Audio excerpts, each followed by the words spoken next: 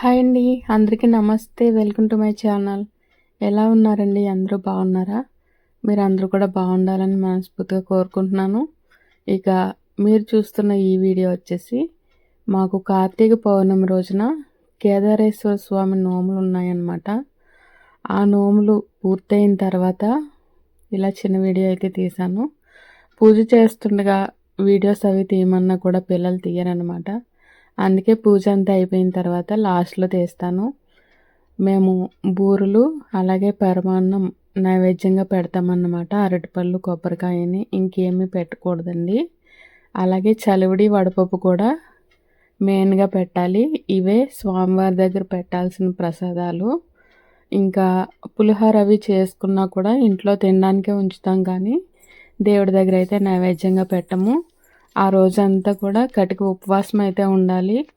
నేనైతే హెల్త్ కొంచెం బాగోక కటిక ఉపవాసం అయితే లేను. కాఫీ తాగాను అనమాట. ఎందుకంటే ట్యాబ్లెట్స్ అవి వేసుకోవాల్సినవి ఉన్నాయి. మధ్య మధ్యలో కాఫీ తాగుతా నా పూజ అయితే చేసుకున్నానండి. ఎందుకంటే ఆ రోజు పని ఎక్కువగా ఉంటుంది. బూరెలు అవి వండాలి, అలాగే పరమాన్నం ఇవన్నీ చేయాలి. బయట పనులు అన్నీ కూడా పిల్లలు మా వారు చేసుకుంటారు, కానీ వంట దగ్గరికి అయితే ఆ రోజు ఇంకా పిల్లలు అవి రారు, నేనే చేసుకోవాలి.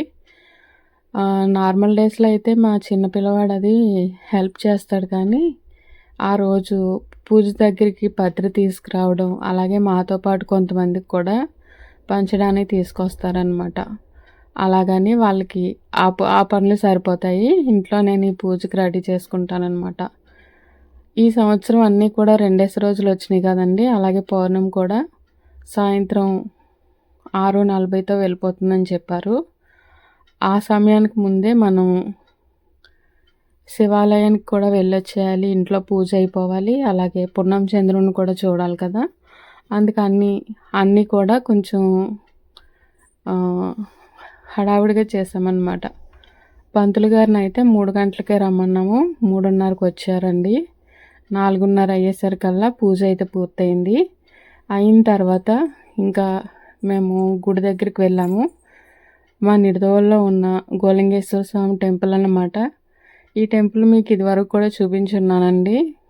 ఇవాళ ఎందుకనో కొంచెం రష్ తక్కువగానే ఉంది. ఎందుకంటే పౌర్ణమి గడియలు తక్కువగా ఉన్నందువల్ల అందరూ ముందే వచ్చి వెళ్ళిపోయారని అనుకున్నాను నేను. ఈ జనానికన్నా ఇంకా ఎక్కువ ఉంటారనమాట. బాగా ఇరుకిరుగ్గా నడవడానికి కూడా ఇబ్బందిగా ఉంటుందండి పౌర్ణమి రోజున. అదే పౌర్ణమి సోమవారం వచ్చిందంటే ఇంకా మనకు పురోహితులు కూడా ఖాళీ ఉండరనమాట. మాకు కంపల్సరీ బ్రాహ్మలు వచ్చి పూజ చేయాలండి. అన్నీ రెడీ చేసుకుని ఫోన్ చేస్తే వాళ్ళు వచ్చేస్తారనమాట ఆ టైంకి. ఇక మా పూజ ఇంటి దగ్గర పూజ చేసుకున్న తర్వాత శివాలయానికి వచ్చాను. శివాలయంలో కూడా 360 వత్తు మేము నలుగురం కూడా వెలిగించుకుని, అంటే కింద నేలను కడిగి చిన్నగా మనకు సరిపడంత ప్లేస్ చూసుకుని నేలను శుభ్రం చేసుకుని కొద్దిగా పసుపుతో మనం అలికినట్టుగా చేసి వరిపిండితో ముగ్గు పెట్టుకుని ఒక తమలపాకు వేసుకొని పసుపు విఘ్నేశ్వరుని చేసుకోవాలన్నమాట.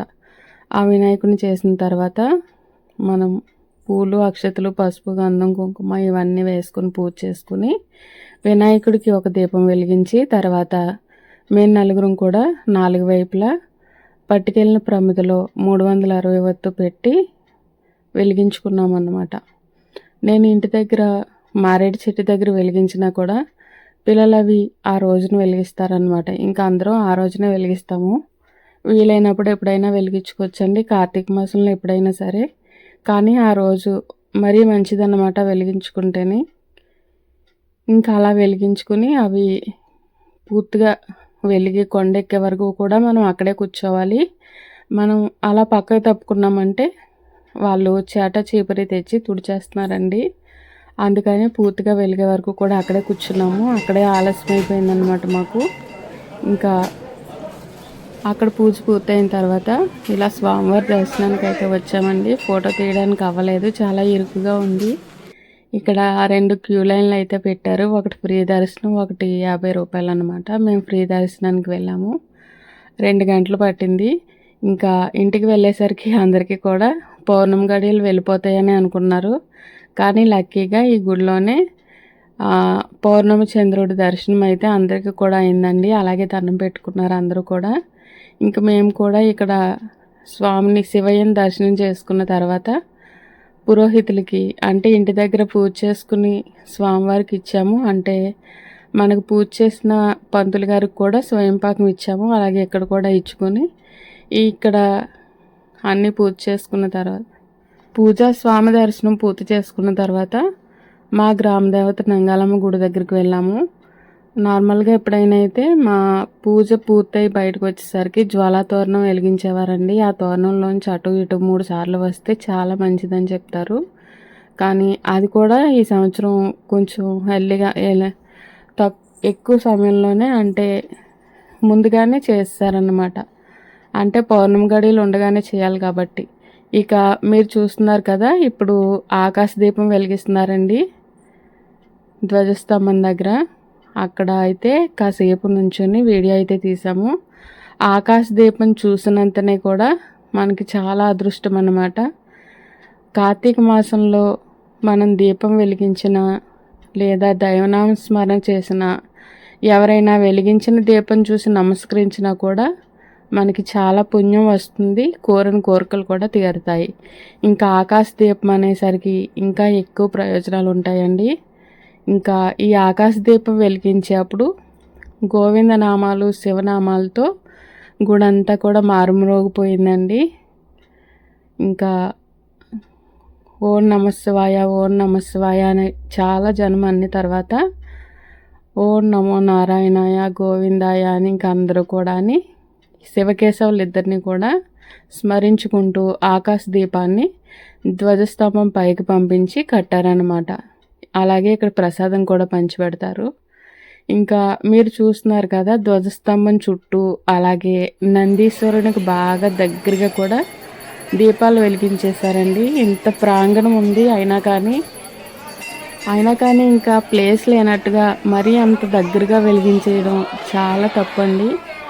ఇదివరకు తెలియక తప్పులు చేసేవారు. ఇప్పుడు గరికపాటి గారు అలాగే చాగంటి కోటేశ్వరరావు గారు, సన్ముఖ శర్మ గారు ఇలాంటి పెద్ద వారు అందరూ కూడా చెప్తున్నారు, దేవాలయంలో ఏ ప్రదేశంలో వెలిగించినా కూడా దేవుడికే చెందుతుందమ్మా, మీరు మరీ నందీశ్వరుని దగ్గరగా వెలిగించకండి అని చెప్తున్నారు.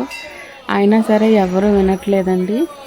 మీకు కింద సరిగా నేను వీడియో అయితే తీయలేదు, కానీ చుట్టూ కూడా పెద్ద మంటలు వచ్చేస్తూ ఆ నందీశ్వరుడు చాలా వేడిగా అయిపోయాడు అనమాట. అంత దగ్గరగా వెలిగించేశారు. ఇంకా కొంతమంది అర్థం చేసుకోరు. ఎంత చెప్పినా సరే మనం ఎక్కడ వెలిగించినా సరే పరమాత్మ అనేవాడు ఉంటాడండి. ఆయన లేని ప్లేస్ అంటూ ఉండదు ఈ లోకంలోని. అలాగని నేను అనుకుంటానన్నమాట. ఆయన తలుచుకుని ఎక్కడ వెలిగించుకున్నా మంచిదే. ఇంకా ఇక్కడ నుంచి మేము బయటకు వచ్చిన తర్వాత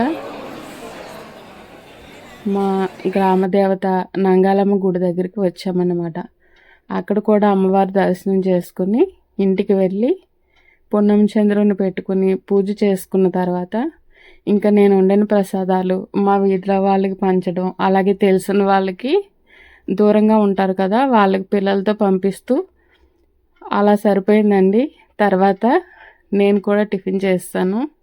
ఇంకా పిల్లలు అవైతే పూజ అయిన తర్వాతే ప్రసాదం తిన్నారు.